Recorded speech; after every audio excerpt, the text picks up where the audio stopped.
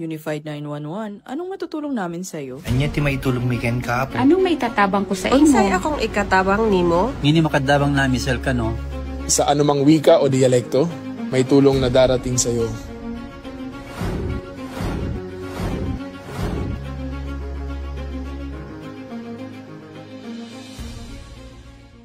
Lilingkod sa bawat Pilipino at magbibigay ng tamang impormasyon para sa tahimik at maayos na Pilipinas. Police News Network, alagad ng batas, tagapagtaguyod ng balitang pulis, sandigan ng mamamayan, patnubay ng katotohanan. La Campo Crame, maghahatid ng pinakahuling kaganapan at nagbabagang balita. Ito ang PNN Police News Network. At ngayon, ang inyong mga tagapagbalita. Magandang araw, bagong Pilipinas. Ako, ang inyong alagad ng batas, tagataguyod ng Balitang Pulis, Patrolman Adrian Dayao. Maghatid sa inyo ng tamang balita, kwento ng pulis at serbisyo para sa mamamayan at ito ang PNP News Online, ang pangunahing balita ng Police News Network. Alagad ng batas, tagataguyod ng Balitang Pulis.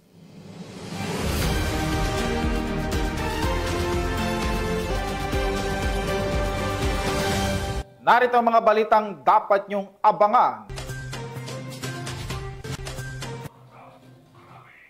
101 wanted person arestado ng PNP Bicol sa isang linggong operasyon kontra kriminalidad.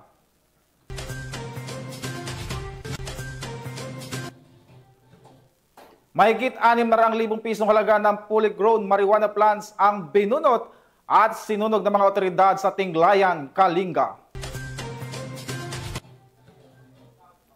At 182K halaga ng hinihinalang shabu na sabat sa bypass operation Ormoc City PNP.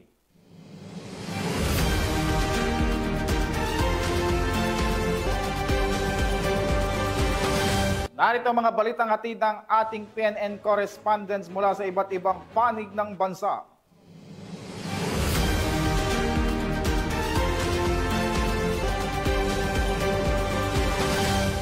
Simulan natin ang balita mula sa bahagi ng Luzon.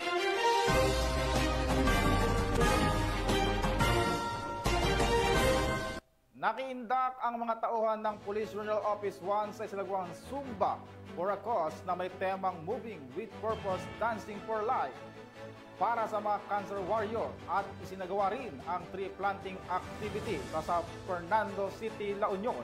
Ang magandang balita mula kay Police Corporal Rapi Beloria.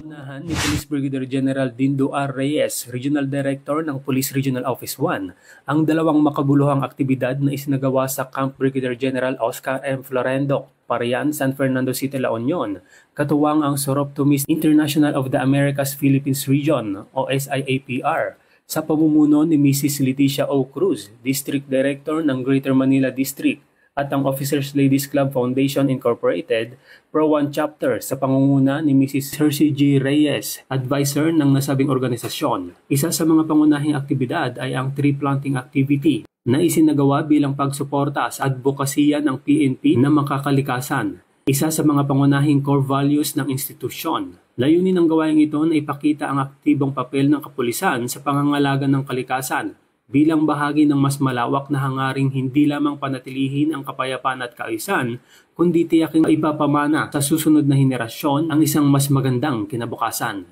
Kasunod nito, ginanap rin ang isang Zumba for a Cause na may temang Moving with Purpose, Dancing for Lives, na dinaluhan ng parehong mga opisyal at miyembro mula sa PRO1, SIAPR at OLC Foundation Incorporated. Ang nasabing aktibidad ay sinagawa bilang pakikiisa at pagbibigay suporta sa mga cancer warriors na siyang inspirasyon ng bawat hakbang at sayaw sa programa. Ang layunin ng Zumba event ay hindi lamang para sa kalusugan ng katawan, kundi upang maipamalas ang malasakit, pagkakaisa at lakas ng loob ng komunidad sa pagtugon ng mga hamon ng buhay. Sa pagtatapos ng mga gawaing ito, pinatunayan ng PRO1 na ang tunay na serbisyo ay hindi lamang nasusukat sa pagpapatupad ng batas, kundi sa pakikisa sa kalikasan at sa kapwa-tao. Isang hakbang ito patungo sa isang bagong Pilipinas na may malasakit at pagkakaisa.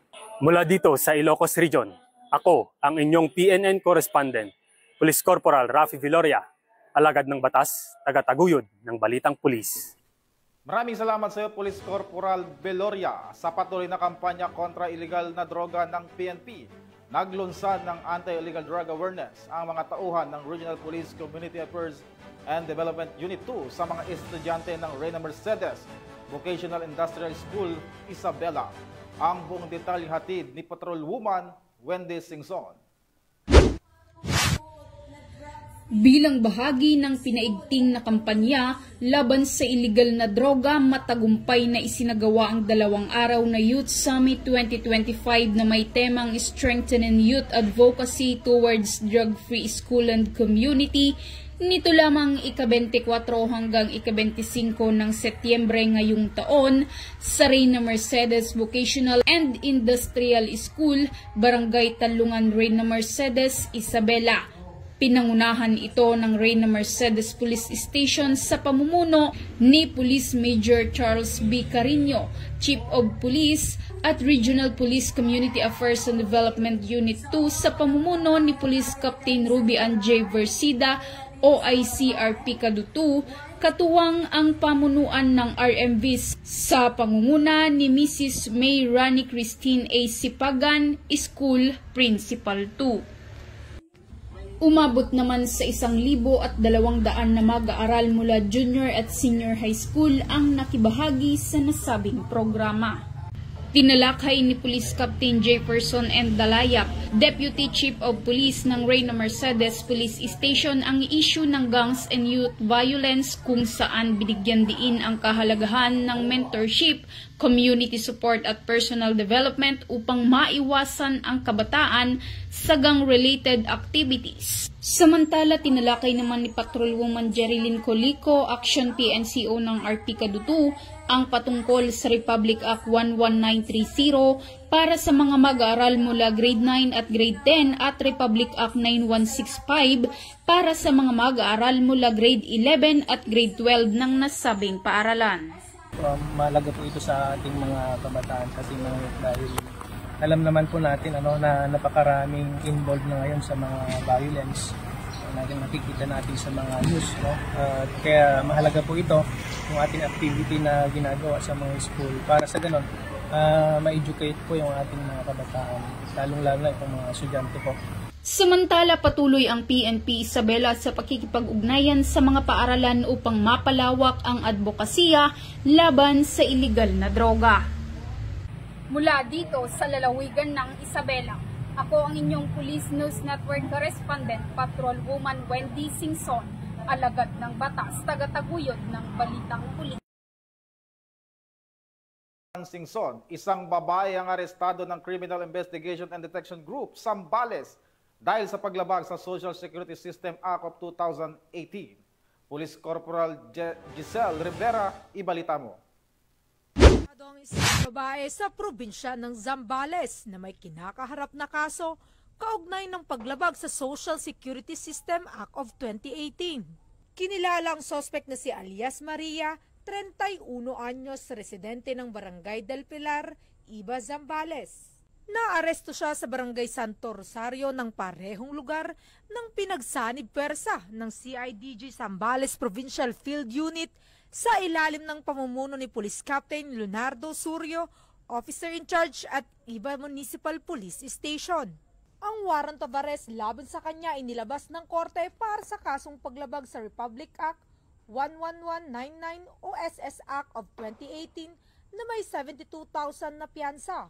Naisakatuparan ng mga otoridad ang naturang operasyon na dokumentado gamit ang body-worn camera at recording device. Matapos ang pag-aresto ay dinala ang akusado sa CIDG Zambales Provincial Field Unit para sa booking procedure bago ibalik ang warrant sa korte.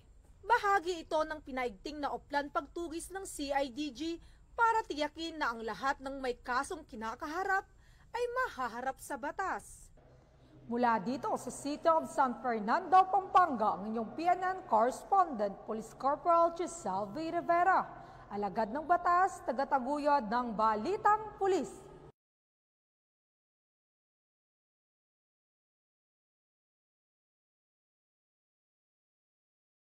At nasabat ang droga at baril sa isinagawang bypass operation sa Batangas. Ang balitang ito ay hatid ni Patroluman Mary May Sarturio. Hindi na nakapalagpa ang dalawang suspect matapos ang isinagawang buy-bust operation ng mga tauhan ng Santo Tomas Component City Police Station. Kinilala ang mga suspect na sina alias Louie at alias Red, kapwa mga residente ng Puro 4, Barangay San Cristobal, Calamba City, Laguna. Nakumpiska mula sa mga suspect ang 6 na heat-sealed transparent plastic sachet na naglalaman ng hinihinalang shabu na may bigat na 1.4 gramo, isang caliber 9mm pistol, 2 magazines, 9 na live ammunition, isang 1,000 peso bill bilang buy-bust money, 3 cellphone at isang motorsiklo.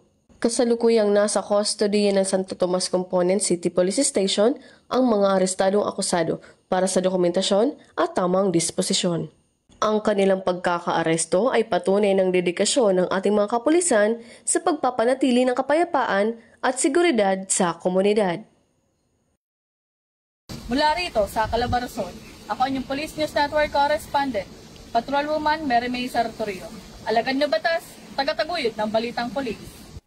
Maraming salamat, Patrolwoman Sarturio. Aktibong nakilahok ang mga pulis Mimaropa kasabay ang kanilang pamilya sa isinagawang Family Day kasabay ang kapistahan ni St. Michael de Arcangel sa Police Regional Office Mimaropa. Patrolwoman Abigail Dato sa report.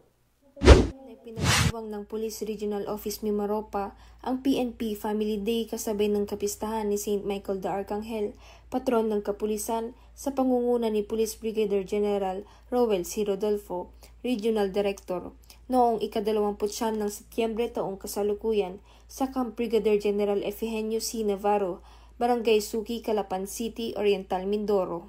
Sinimulan ang programa sa pamamagitan ng invocation at opening remarks ni Reverend Father Police Captain Jerome D. Ramirez, Regional Pastoral Officer, kasunod ang pagbubukas ng Project Kids o ang Knowledge, Integrity, Discipline, Safety. Tampok dito ang mga lectures, film showing at pamimigay ng mga reading materials na pinangunahan ng Women and Children Protection Desk, Office of the Legal Counseling Program at Regional Police Community Affairs and Development Unit personnel upang palakasin ang advokasya ng PNP para sa kapakanan at proteksyon ng mga kabataan. Binigyang kulay rin ang programa sa pamamagitan ng gift giving at awarding of certificates na pinangunahan ni Honorable Jerry De Los Reyes, Chairman ng Barangay Bondok, at ni Mrs. Liberty M. Rodolfo, Advisor ng Officers Ladies Club Foundation Incorporated, Mimaropa. Bilang bahagi ng Family Day, isinagawa rin ang iba't ibang gawain para sa mga pamilya ng mga pulis at komunidad na dinaluhan ng mga opisyal at tauhan ng Pro Mimaropa. Ang buong selebrasyon ay nagsilbing pagpupugay hindi lamang kay St. Michael de Arcangel,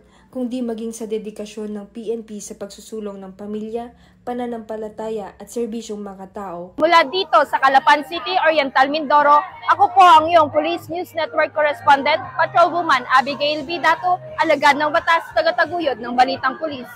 Maraming salamat sa iyo, Patrolwoman Dato, sa kulungan ang bagsak ng 101 wanted person matapos ang isang linggong operasyon ng PNP Bicol. Ito ay bahagi ng pagpapaigting kontra kriminalidad ng Police Regional Office 5. Patrolwoman Vanessa Sol, ibalita mo. Ang 101 wanted person ang naaresto sa isang linggong operasyon na isinagawa ng Police Regional Office 5 sa pamumuno ni Police Brigadier General Nestor C. Babagay Jr., Regional Director ng Bicol Region, mula ika-22 ng Setyembre hanggang ika-28 taong kasalukuyan. Isa ang naitala sa regional level, 13 sa provincial level, 6 sa city level, 18 sa municipal level, at 63 na classified as other wanted persons. Ang mga inarestong individual ay nahaharap sa malawak na hanay ng mga kaso, kabilang ang pagpatay, panggagahasa, paglabag sa iligal na droga, at iba pang malubhang krimen. Ang mga operasyon ay naging posible hindi lamang sa pamamagitan ng pagsisikap ng pulisya, kundi sa pamamagitan din ng matibay na pakikipagtulungan sa pagitan ng mga alagad ng batas at ng publiko. Tiniyak ng Police Regional Office 5 sa mga Bicolano na pananatilihin nito ang mga operasyon nito laban sa mga wanted na kriminal at lalo pang paigtingin ang mga proactive na hakbang upang palakasin ang kaligtasan ng publiko at palakasin ang tiwala sa pagpapatupad ng batas. Mula dito sa Legazpi City, Albay, ako ang inyong PNN correspondent, Patrolwoman Vanessa Sol, alagad ng batas, tagataguyod ng Balitang Pulis. Maraming salamat sa iyo, Patrolwoman Sol. Aabot sa mahigit 600,000 pisong halaga ng fully grown marijuana plants ang binunot at sinunog ng mga otoridad sa Tinglayan, Kalinga. Magbabalita dyan si Patrolwoman Lisel Digman. Resulta ng pinaigting na kampanya ng Police Regional Office Cordillera Administrative Region kontra sa illegal na droga, umabot na 600,000 na halaga ng fully grown marijuana plants ang nadiskubre ng mga operatiba sa isinagawang marijuana eradication sa Barangay Tulga West, Tinglayan, Kalinga nito lamang ika-28 ng Setyembre 2025. Naging matagumpay ang operasyon dahil sa pagtutulungan ng mga operatiba mula sa Lubuagan Municipal Police Station, Pasil MPS, Balbalan MPS, Tinglayan MPS at First Kalinga Provincial Mobile Force Company. Ang operasyon ay nagresulta sa pagkatuklas ng isang plantasyon ng marijuana na may lawak na mahigit kumulang 300 square meters at may nakatanim na 3,000 na piraso ng fully grown marijuana plants na nagkakahalaga ng 600,000 pesos standard drug price. Bagamat walang nahuling cultivator, ang mga nasabing halaman ng marijuana ay naidokumento, binunot at sinunog sa mismong lugar. Patuloy naman ang isinasagawang investigasyon upang matukoy ang iba pang plantasyon ng marijuana at mahuli ang mga individual na responsable sa pagtatanim nito. Ang matagumpay na operasyong ito ay nagtatampok sa patuloy na pangako ng mga ahensya ng kapulisan na labanan ang mga iligal na aktibidad ng droga sa rehiyon para sa mapayapang pamayanan tungo sa bagong Pilipinas. Mula dito sa rehiyon ng Cordillera, ako ang inyong PNN correspondent, Patrolwoman Digman, alagad ng batas, tagataguyod ng Balitang Pulis. Maraming salamat sa iyo, Patrolwoman Digman. Arestado ang 22 anyos na lalaki at tinaguri ang top 1 most wanted person district rebel na may kasong statutory rape ang naaresto ng Quezon City Police District. Ang balitang iyan ay hatid ni Patrolwoman IB Corporal. Arestado ang mga operatiba ng District Special Operation Unit ng Quezon City Police District sa ilalim ng pamumuno ni Police Major Freddy Sorilla, officer in charge ang akusado na si alias Owen, 22 anyos, na tinagurang ikalima sa district level top 10 most wanted person ng Quezon City Police District. Nadakip si alias Owen sa harap ng DM Store sa Yuseco Street, Barangay 225, Tondo, Manila, sa bisa ng warrant of arrest na inilabas ni Honorable Judge Roslyn Rabara Tria ng Quezon City Regional Trial Court Branch 86 para sa kasong statutory rape na walang piyansang inirekomenda. Kasalukuyan namang nasa kustodiya na ng Quezon City Police District ang nasabing suspect. Mula dito sa Metro Manila, ako po ang inyong PNN correspondent, Patrolwoman IB Corporal, alagad ng batas, tagataguyod ng Balitang Pulis. Maraming salamat sa iyo, Patrolwoman Corporal. Tunguhin naman natin ang mga balita mula sa bahagi ng Visayas.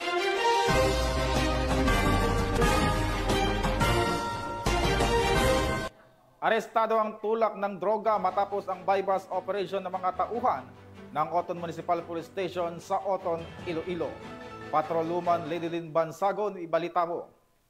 Mas pinaigting na kampanya kontra illegal na droga, isang truck driver ang naaresto sa matagumpay na anti-illegal drug bypass operation na isinagawa ng Station Drug Enforcement Team ng Oton Municipal Police Station na pinangunahan ni Police Captain Ali V. Estember, hepe ng Oton MPS, bandang 1:10 ng hapon sa Purok 2 Poblasyon, San Joaquin, Iloilo, nito lamang ika-27 ng Setyembre taong kasalukuyan. Kinilala ang naaresto sa alias na Stephen, 45 taong gulang, walang asawa at residente ng Barangay Poblasyon, President Rojas, Capiz. Na-recover mula sa suspect ang tinatayang 30 gramo ng hinilaang shabu na may halagang 204,000 pesos batay sa standard drug price. Ayon sa investigasyon, nakalap ang impormasyon mula sa isang concerned citizen ukol sa iligal na aktibidad ng suspect. Matapos ang isang linggong surveillance, nakumpirma ng mga operatiba na si alias Stephen ay sangkot sa bintahan ng iligal na droga, kumukuha ng supply mula sa Iloilo City at ikinakalat sa bayan ng Oton at mga karatig na lugar. Kasalukuyang nasa kustodiya na ng Oton MPS ang suspect at haharap sa kasong paglabag sa Republic Act 9165 o ang Comprehensive Dangerous Drugs Act of 2002. Ang matagumpay na operasyon ay patunay na walang humpay na pagsisikap ng mga kapulisan ng Iloilo upang sugpuin ang iligal na droga at tiyakin ang kaligtasan ng komunidad ng mga Ilonggo. Mula dito sa Police Regional Office 6, ako ang inyong Police News Network Correspondent, Patrolwoman Ledelyn Bansagon, alagad ng batas, tagataguyod ng Balitang Pulis.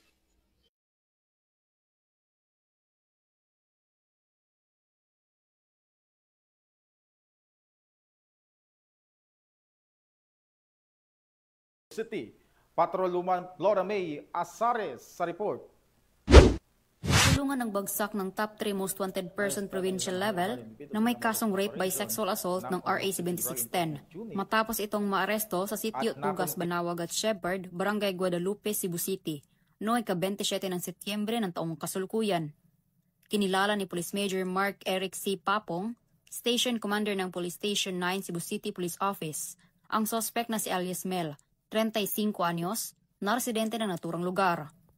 Ayon sa ulat ng mga otoridad, ang suspect ay naaresto sa bisa ng warrant of arrest para sa kasong rape by sexual assault, Article 266A, Paragraph 2 of the PRC in relation to Section B of RA 7610 o Special Protection of Children Against Abuse, Exploitation and Discrimination Act na may 1 milyon na rekomendadong piyansa. Kasalukuyang nasa kustodiya ng Guadalupe Custodial Facility ang suspect para sa dokumentasyon at tamang disposisyon. Paalala lang po sa ating mga kababayan na huwag magdalawang isip na tumawag at mag-report sa ating kapulisan kung may mga kaguluhan. Bawat tawag ay mahalaga para sa kaligtasan ng ating komunidad. Maraming salamat po. Mula dito sa Cebu City, ako ang inyong Police News Network Correspondent, Patrolwoman Flora May Asares, alagad ng batas, tagataguyod ng Balitang Pulis. Maraming salamat sa iyo, Patrolwoman Asares. Arestado ang isang high-value individual sa isinagawang buy-bust operation Arboc City Drug Enforcement Unit at nakumpiska ang mahigit 100,000 pisong halaga ng hinihinalang shabu. Ang buong detalye ng report mula kay Patrolwoman Kimberly Flores. Arestado ng mga otoridad ang isang lalaking wanted person na may kasong qualified rape matapos mahuli sa Barangay Dolores, Ormoc City. Bandang alas 11:31 ng tanghali nang maaresto ang akusado ng mga tauhan ng Ormoc City Police Station 5 sa bisa ng warrant of arrest para sa kasong qualified rape sa ilalim ng Article 266-A ng Revised Penal Code na walang inirekomendang piyansa. Ang akusado ay dinala sa Ormoc City PS5 para sa kaukulang dokumentasyon at tamang disposisyon. Ang ating kapulisan ay patuloy na maglulunsad ng mga operasyon para mahuli ang mga taong may pananagutan sa batas upang maihatid ang hustisya sa kanilang mga naging biktima at mapanatili ang kaayusan at kaligtasan ng ating komunidad tungo sa minimithi natin na bagong Pilipinas. Mula dito sa Eastern Visayas, ako ang inyong PNN Correspondent, Patrolwoman Maria Elena Singian, alagad ng batas, tagataguyod ng Balitang Pulis. Maraming salamat sa iyo, Patrolwoman Singian. Simulan natin ang balita mula sa bahagi ng Mindanao.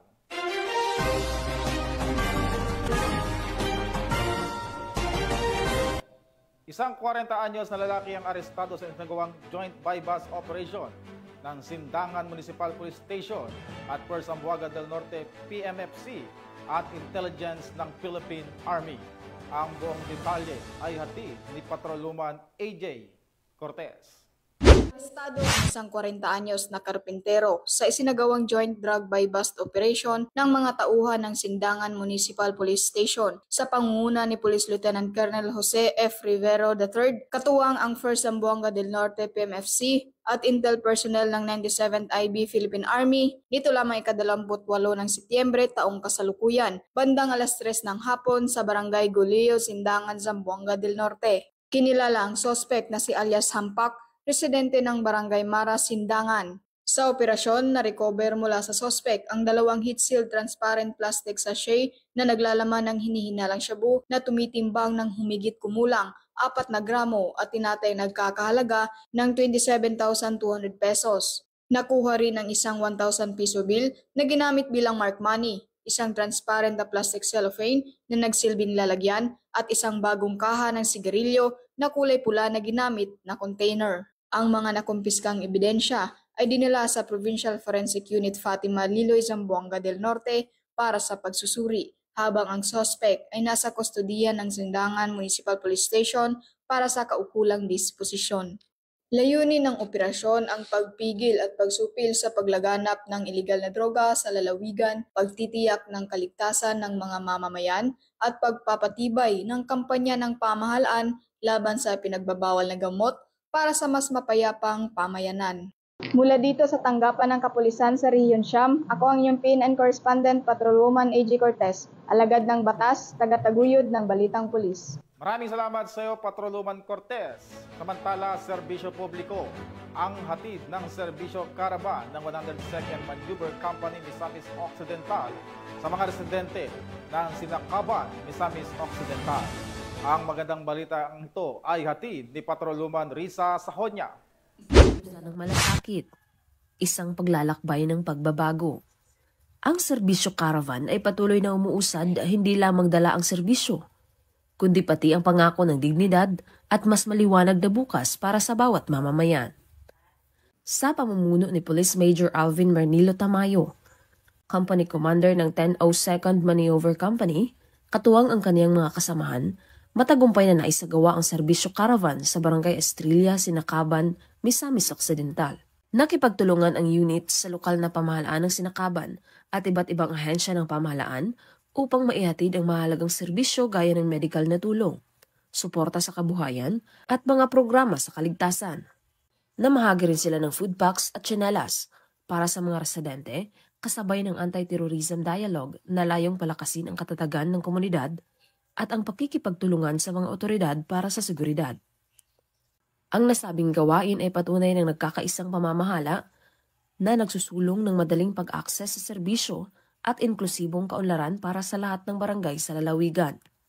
Mula dito sa Hilagang Mindanao, ako ang inyong Police News Network Correspondent, Patrolwoman Risa Sahonya, alagad ng batas, tagataguyod ng Balitang Pulis. Maraming salamat, Patrolwoman Sahonya.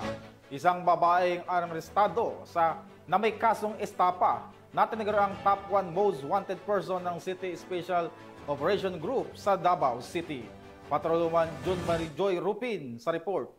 Isang babaeng kabilang sa listahan ng top 1 most wanted person ng City Special Operations Group ang naaresto sa bisa ng warrant of arrest para sa kaso ng 3 bilang ng estafa ngayong Setyembre 29 taong kasalukuyan bandang alas 12 Gs ng tanghali sa Candelaria Street, Barangay 76-A, Ecolan, Davao City. Kinilala ang suspek sa alias na Janet, 57 taong gulang, may asawa, isang laborer at residente ng Emerald Street, Illumina Estates, Purok 3, Barangay Comunal, Davao City. Katuwang sa nasabing operasyon, ang mga operatiba ng Regional Special Operations Group 11 at Police Station 15. Dagdag pa, batay sa kutusan ng korte, may inirekomendang piyansa na nagkakalaga ng kabuuang 164,000 pesos para sa pansamantalang kalayaan ng akusado. Sa kasalukuyan, ang suspek ay nasa kustodiya ng Ikulan Police Station para sa karampatang disposisyon ng kanyang kaso. Patuloy naman ang paalala ng kapulisan sa publiko na makipagtulungan sa mga otoridad sa pagbibigay ng impormasyon ukol sa mga taong may kinakarap na kasong kriminal upang mapanatili ang kaayusan at katahimikan sa lungsod. Mula dito sa Police Regional Office 11, ako ang inyong PNN Correspondent, Patrolwoman June Mary Joy Rupin, alagad ng batas, tagataguyod ng Balitang Pulis. Maraming salamat sa iyo, Patrolwoman Rupin. Hindi na nakapalagpa ang 3 lalaki matapos mahuli sa anti-illegal drug operation ng Pulumanok Municipal Police Station sa Cotabato. Patrolwoman Rizali Umalay, ibalita mo. Tao ang naaresto sa ikinasang anti-illegal drug operation ng mga tauhan ng Pulumulok Municipal Police Station sa pakikipagtulungan ng South Cotabato Provincial Drug Enforcement Unit at South Cotabato Provincial Intelligence Unit nito lamang Setyembre 28 taong kasalukuyan bandang alas 7:35 ng gabi sa Purok Tenyo, Barangay Poblasyon, Pulumulok South, Cotabato. Kinilala ang mga sospek na sina alias J, 31 anyos, alias Ronron, 36 at alias Nino, 19 na samsam sa kanila ang 10 sachet ng hinihinalang shabu na may kabuwang bigat na 4 na gramo. Ang matagumpay na operasyon ay naisakatuparan sa mahigpit na koordinasyon ng Pulumulok Municipal Police Station sa PDEA 12 alinsunod sa mas pinaigting na kampanya ng Philippine National Police laban sa iligal na droga. Mula dito sa General Santos City, ako ang inyong PNN correspondent, Patrolwoman Resalie Umalay, alagad ng batas, tagataguyod ng Balitang Pulis. Maraming salamat sa iyo, Patrolwoman Umalay. Sikat na vlogger sa Butuan City nasangkot sa iba't ibang krimen gaya ng pang-hold up at iligal na droga ang arestado sa bypass operation ng mga otoridad sa Butuan City. Magbabalita dyan si Patrolwoman Joanna Kawili.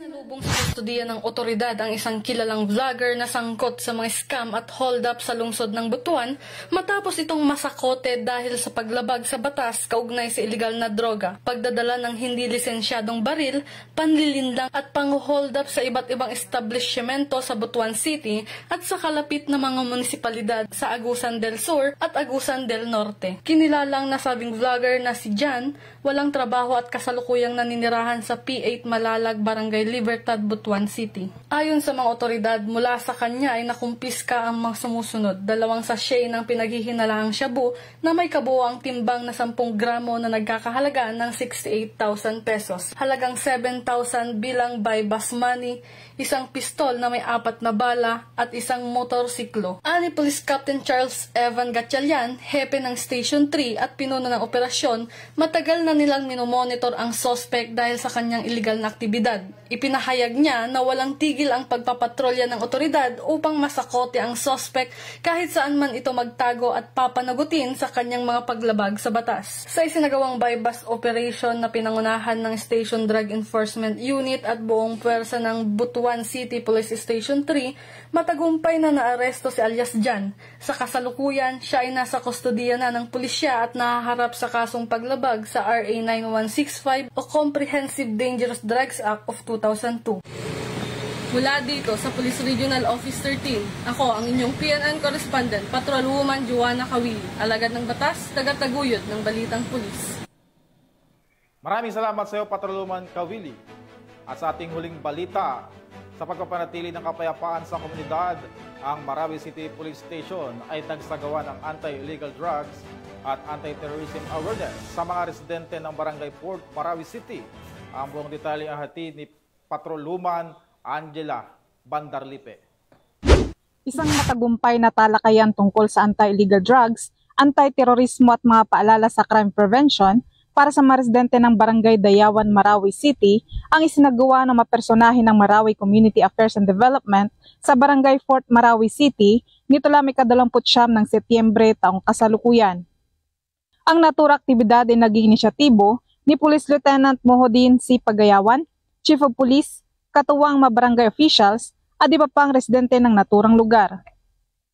Layunin ng talakayang ito na magbigay kaalaman sa mamamayan hinggil sa masamang epekto ng paggamit ng iligal na droga, terorismo at iba't ibang uri ng kriminalidad upang mapalakas ang kanilang kamalayan at kahandaan laban sa mga banta sa kapayapaan at kaayusan. Sa pamamagitan ng pagbibigay ng tamang impormasyon at praktikal na mga paalala, inaasahang mahihikayat ang komunidad na makiisa sa mga programa ng pamahalaan at mga kapulisan para sa pagpapanatili ng ligtas, mapayapa at maunlad na pamayanan. Mula rito sa Rio ng Bangsamoro, ako ang iyong PNN correspondent, Patrolwoman Angela Bandarlipe, alagad ng batas, tagataguyod ng Balitang Pulis. Maraming salamat sa iyo, Patrolwoman Bandarlipe. At yan ang mga balitang nakakalap ng ating PNN correspondent mula Luzon, Visayas at Mindanao. At sa ating mga ka-PNN, 86 days na lang, Pasko na.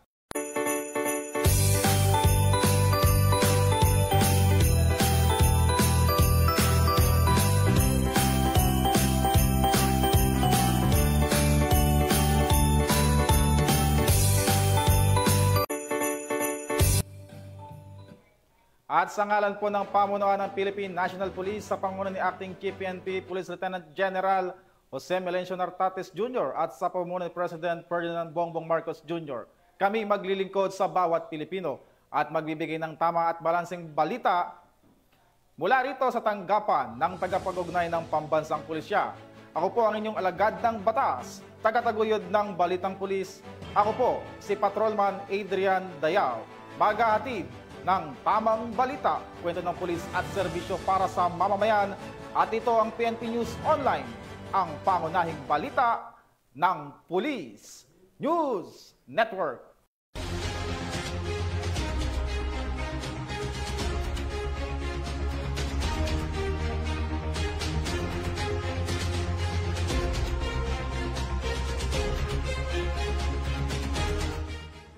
Police News Network, alagad ng batas, tagapagtaguyod ng balitang pulis.